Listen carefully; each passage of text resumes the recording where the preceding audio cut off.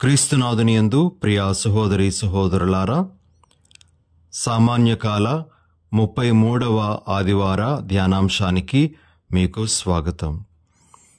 ఈరోజు మనం ఆలకించే రెండవ పట్టణము పౌలుగారు తెస్సలోనిక ప్రజలకు రాసినటువంటి రెండవ లేఖ 3వ అధ్యాయము 7 నుండి 12 వరకు ఉన్న వచనాల నుండి, మరియు సువార్త పట్టణము లూకాసు వార్త 21వ అధ్యాయము 5 నుండి 19 వరకు ఉన్న వచనాల నుండి గ్రహింపబడింది. ఈ రెండు పఠనాలను ఆధారంగా చేసుకొని ఈరోజు మనము కొంతసేపు దేవుని యొక్క వాక్యాన్ని ధ్యానించుకుందాం. ప్రభు యొక్క సందేశాలను మనము స్వీకరించుదాం. మొదటిగా ఒక చిన్న కథను మనము జ్ఞాపకం చేసుకుందాం. ఒకసారి కొన్ని సైతానులు సమావేశమై తీవ్రంగా ఆలోచనలు చేస్తూ ఉన్నాయట. అవి చేసే ఆలోచనలు దేని గురించి అంటే, మానవుణ్ణి ఎలా పడగొట్టాలి, మానవుణ్ణి దేవుని నుంచి ఎలా దూరం చేయాలి అనే విషయాల గురించి. ఆ సైతానులు అలా ఆలోచిస్తూ ఉండగా ఒక సైతాను లేచి ఈ విధంగా సలహా ఇచ్చిందట: మనము మానవుల దగ్గరకు అదృశ్య రూపంలో వెళ్తూ వారికి దేవుడు లేడు, దేవుడు లేడు అనే విషయాన్ని చెప్పడానికి ప్రయత్నం చేద్దాం. దేవుడు లేడు అని అన్నప్పుడు మరి వారు ఇక ఎటువంటి మంచి కార్యాలకు పూనుకోరు, ఆ విధంగా వారు మనవశమైపోతారు అని సలహా ఇస్తుంది. కానీ మిగతా సైతానులు ఆ సలహాతో ఏకీభవించక ఇప్పటికే చాలామంది మానవులు దేవుడున్నాడని నమ్ముతున్నారు, మనం ఇప్పుడు వెళ్ళి చెప్పినా ఆ పాచిక పారదు అని ఆ సలహాను త్రోసిపుచ్చాయట. ఇంకొక సైతాను లేచి, మనం మానవుల దగ్గరకు వెళ్ళి స్వర్గము లేదు, నరకం లేదు, నీ జీవితం ఇక్కడితోనే ముగిస్తూ ఉంది, కాబట్టి నువ్వు జీవించినంత వరకు హాయిగా ఉండు, నువ్వు ఏ పాపము ఏ పుణ్యము దాని గురించి ఆలోచించకుండా నీ ఇష్టం వచ్చినట్లు జీవించు అని చెప్దాము అని సలహా ఇచ్చిందట. దానికి కూడా మిగతా సైతానులు వ్యతిరేకిస్తూ, ఇప్పటికే చాలామంది మానవులు స్వర్గం ఉంది, నరకం ఉంది, మనం చనిపోయిన తర్వాత ఏదో ఒక దానిలో అడుగు పెట్టాల్సి వస్తుందనే విషయాన్ని నమ్ముతూ ఉన్నారు, మనం ఆ ఆలోచనను వారిలో నుండి తీసివేయలేము అని చెప్పడం జరిగిందట. అప్పుడు ఒక చిన్న సైతాను లేచి ఈ విధంగా ఒక సలహా ఇచ్చిందట: మనం మానవుల దగ్గరకు వెళ్ళి, నువ్వు చాలా మంచివాడివి, నువ్వు ఎన్నెన్నో మంచి పనులు చేయగలవు, నీకు ఆ శక్తి ఉంది, అయితే ఈ మంచి పనులు చేయటానికి చాలా టైం ఉంది, నీకు చాలా అవకాశాలున్నాయి, కాబట్టి ఇప్పుడప్పుడే అవన్నీ చేయాల్సినటువంటి అవసరం లేదు, నువ్వు ఆ మంచి పనులను రేపటికి వాయిదా వేసుకో, తర్వాత సమయానికి వాయిదా వేసుకో అని మనం చెప్దాం. ఇలా మనము మానవుల చేత వారు చేయాల్సినటువంటి మంచి పనులు వాయిదా వేయించినట్లయితే అదే వారు పడిపోవడానికి కారణమవుతుంది అని ఆ సైతాను సలహా ఇచ్చిందట.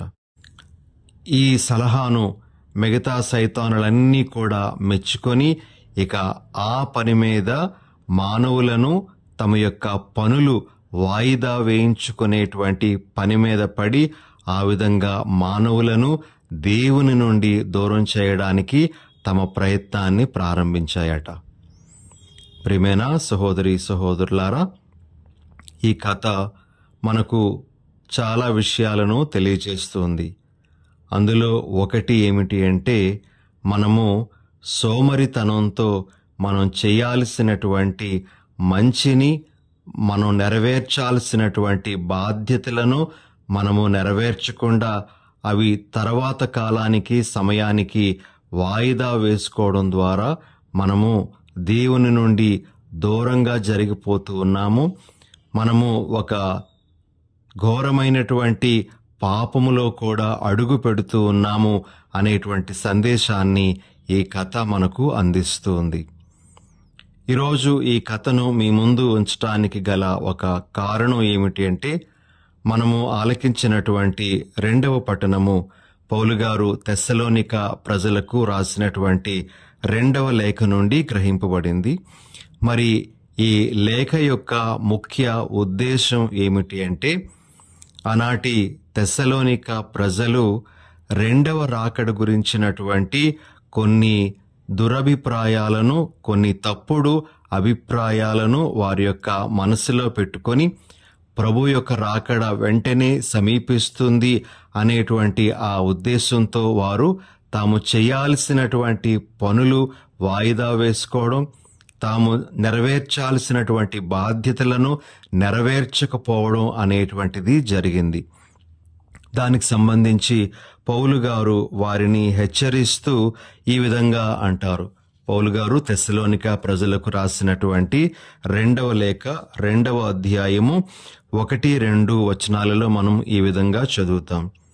సోదరులారా, మన ప్రభువగు యేసుక్రీస్తు రాకడ విషయమునను మనము ఆయనను కలుసుకొనుటకు సమావేశమగు విషయమునను మిమ్ము ఇట్లు అర్థించుచున్నాను.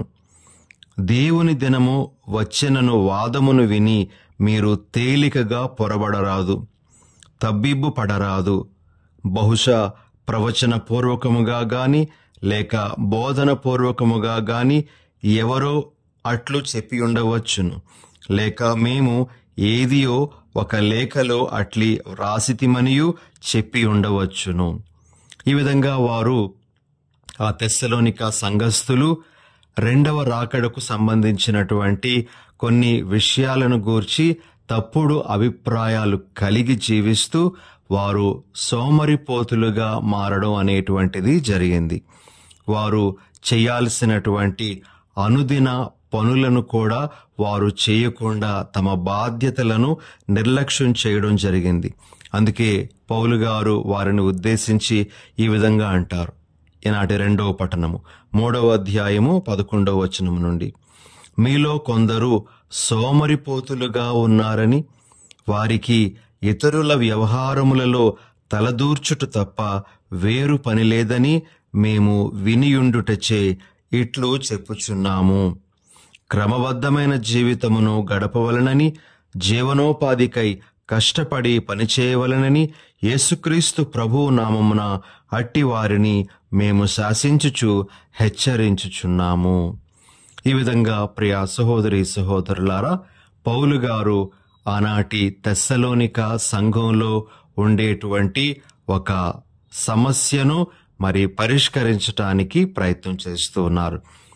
ఈనాటి ఈ 2వ పట్టణము మనకి సోమరితనము అనేటువంటి ఒక దుర్గుణము గురించి తెలియజేస్తూ ఉంది. మనకు మన కథోలిక శ్రీసభ బోధించేటువంటి ఆ జ్ఞానోపదేశంలో 7 తలైన పాపములు ఉన్నాయి అని తెలియజేస్తుంది. ఆ 7 తలైన పాపములు ఏమిటి అంటే, అహంకారము, దురాశ, మోహము, క్రోధము, భోజన ప్రియము, మాత్సర్యము, సోమరితనము. ఇలా 7 తలైన పాపాలలో ఒకటి ఈ సోమరితనంగా మన శ్రీసభ మనకు తెలియజేస్తుంది. అయితే ఈరోజు ప్రియ సహోదరి సహోదరులారా, మనము సోమరితనము అనేటువంటి ఆ దుర్గుణము లేదా ఆ పాపము గురించినటువంటి కొన్ని విషయాలను మనము తెలుసుకోవడానికి ప్రయత్నం చేద్దాం. సోమరితనము అని అన్నప్పుడు మనము దానిని ఎలా అర్థం చేసుకోవచ్చు అంటే, సాధారణమైనటువంటి పరిభాషలో ఆసక్తి లేకపోవడము లేదా శ్రమించే మనస్సు లేకపోవడము అని మనము గ్రహించవచ్చు. అయితే ప్రియ సహోదరి సహోదరులారా, సోమరితనము అనేటువంటి దానిని మనము ఆధ్యాత్మిక దృష్టితో మొదట చూస్తూ మరి ఆ సోమరితనము ఎలా మనకు కనబడుతుందో చూడడానికి ప్రయత్నం చేద్దాం. ఆధ్యాత్మిక పరిభాషలో మనం దానిని చూసినట్లయితే, ఆధ్యాత్మిక కార్యములందు, ఆధ్యాత్మిక విధులయందు ఆసక్తి లేకపోవడం అనేటువంటిది సోమరితనాన్ని సూచించేటువంటి ఒక విషయంగా మనం గ్రహించాలి. పునీత థామస్ అక్వైనస్ గారు ఈ సోమరితనం గురించి ఈ విధంగా అంటారు: సారో అబౌట్ స్పిరిచువల్ గుడ్. ఆధ్యాత్మిక అభివృద్ధికి సంబంధించి ఎలాంటి ఆసక్తి లేకపోవడం. ప్రియ సహోదరి సహోదరులారా, ఇంకొక భావం ఈ సోమరితనానికి సంబంధించి ఆధ్యాత్మిక పరిభాషలో మనం ఎలా అర్థం చేసుకోవాలి అంటే, పవిత్రాత్మ అనుగ్రహించేటువంటి ఆ వరాలను వినియోగించుకొనక నిత్య జీవితం అందు నిరాసక్తితోనూ, సోదర ప్రేమయందు నిర్లిప్తతతోనూ, దైవ ప్రియుల ఎడల ద్వేషభావంతో ఉండడమే సోమరితనంగా మనము గ్రహించాలి. కాబట్టి మొదటిగా సోమరితనాన్ని ఆధ్యాత్మిక దృష్టితో మనం చూసినట్లయితే, ఈ విధంగా పరిశుద్ధాత్మ అనుగ్రహించేటువంటి ఆ సప్త వరాలను వినియోగించుకోకుండా మరి దేవునికి వ్యతిరేకంగా నడుచుకోవడం అనేటువంటిది మనకు కనబడుతూ ఉంది. మరి ఈ సోమరితనం అనేటువంటి పాపమును సిన్ ఆఫ్ ఒమిషన్గా కూడా కొంతమంది అభివర్ణిస్తారు. అంటే సాధారణంగా ఏదైనా ఒక తప్పుడు కార్యము చేయడం ద్వారా మనము పాపము చేశాము అని చెప్తూ ఉంటారు. అయితే కొన్నిసార్లు మనం చేయాల్సినటువంటి మంచిని చేయకపోవడం ద్వారా కూడా పాపము కట్టుకుంటున్నాము అనేటువంటి ఆ భావము మనకు పరిశుద్ధ గ్రంథం తెలియజేస్తూ ఉంది. మన యొక్క సత్యోపదేశం కూడా మనకు బోధిస్తూ ఉంది. కాబట్టి ప్రియ సహోదరి సహోదరులారా, సోమరితనం అనేటువంటిది సిన్ ఆఫ్ ఒమిషన్, అనగా చేయాల్సినటువంటి దానిని చేయకుండా మనము నిర్లిప్తంగా ఉండిపోవడం కూడా ఒక రకమైనటువంటి ఘోరమైనటువంటి పాపము కింద వస్తుంది అనే విషయాన్ని గమనించాలి.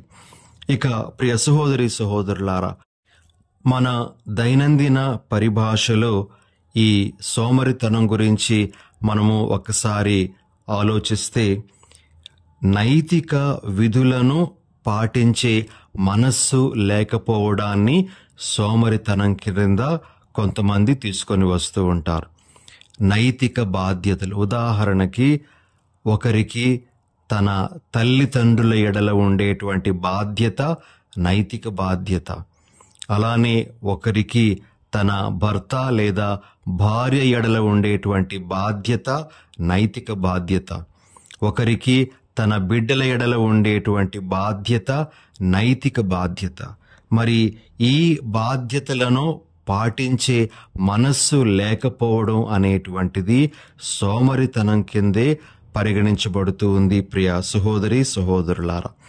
అంతేకాకుండా సోమరితనము అనేటువంటిది అత్యవసరమైనటువంటి దాని నుండి మరలిపోయి తన మీద నింద రాకుండా జాగ్రత్త పడడము, లేదా శ్రమ లేదా రిస్క్ తీసుకోవడానికి ఇష్టం లేకపోవడం అనేటువంటిది కూడా ఈ సోమరితనం క్రిందే వస్తుంది అని మనం గ్రహించాలి.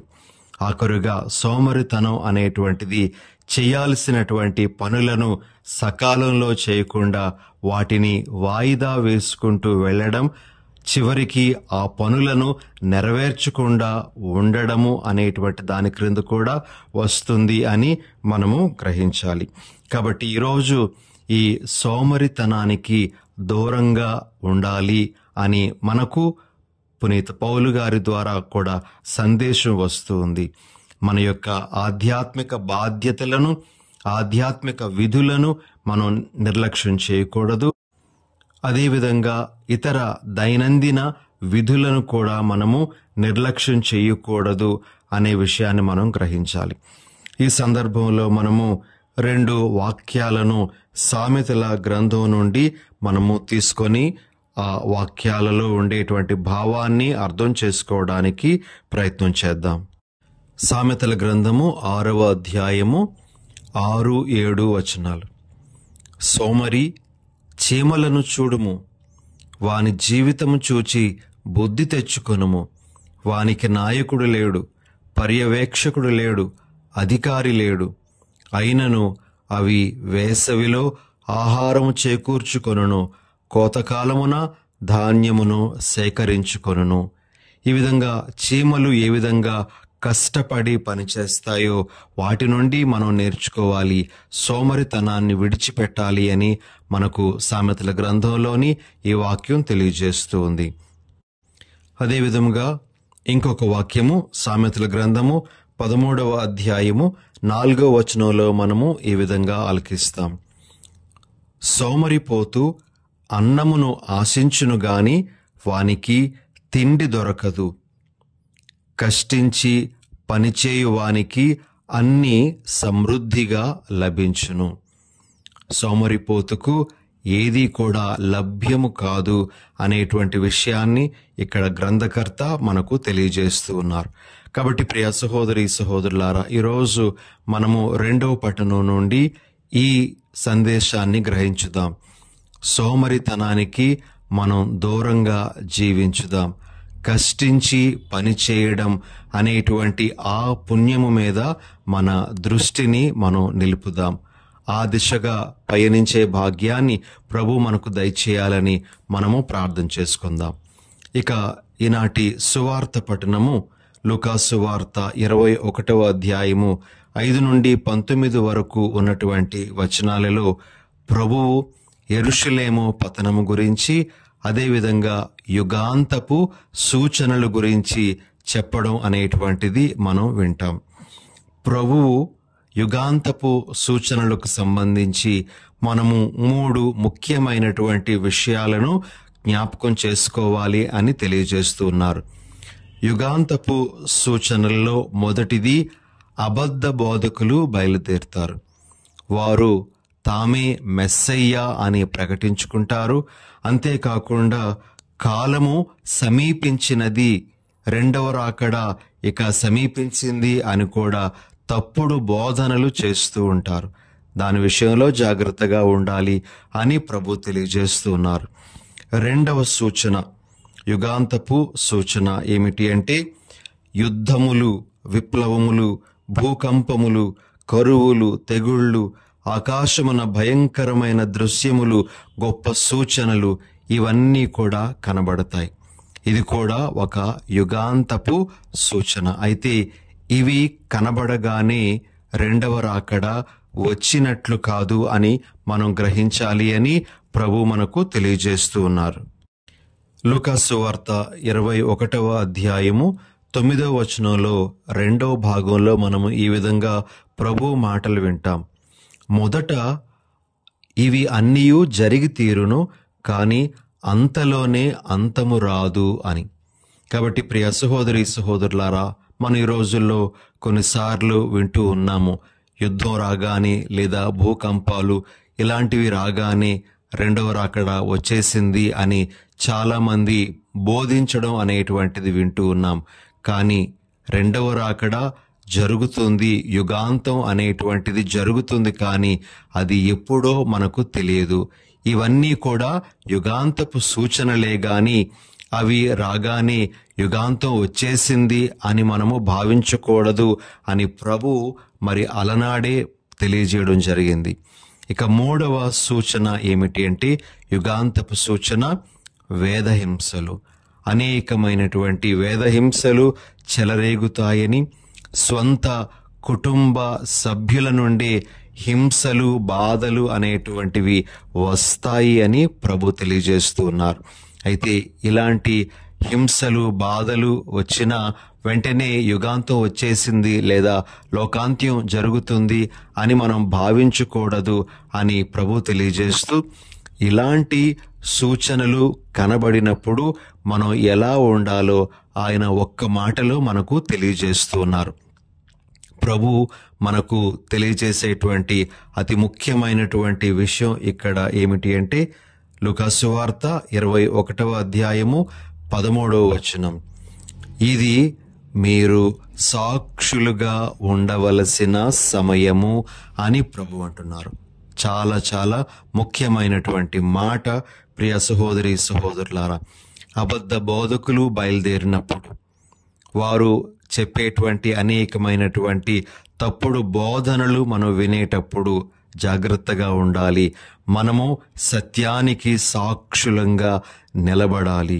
అదేవిధంగా యుద్ధాలు, విప్లవాలు మొదలైనటువంటివి, ప్రకృతి వైపరీత్యాలు సంభవించేటప్పుడు మనము భయపడడం కాదు, కానీ మనము ధైర్యంగా నిలబడాలి అనేటువంటిది ప్రభు మనకు తెలియజేస్తున్నటువంటి విషయం. ఇక వేదహింసలు చెలరేగినప్పుడు కూడా మనము ధైర్యంతో తల ఎత్తుకొని నిలబడాలి.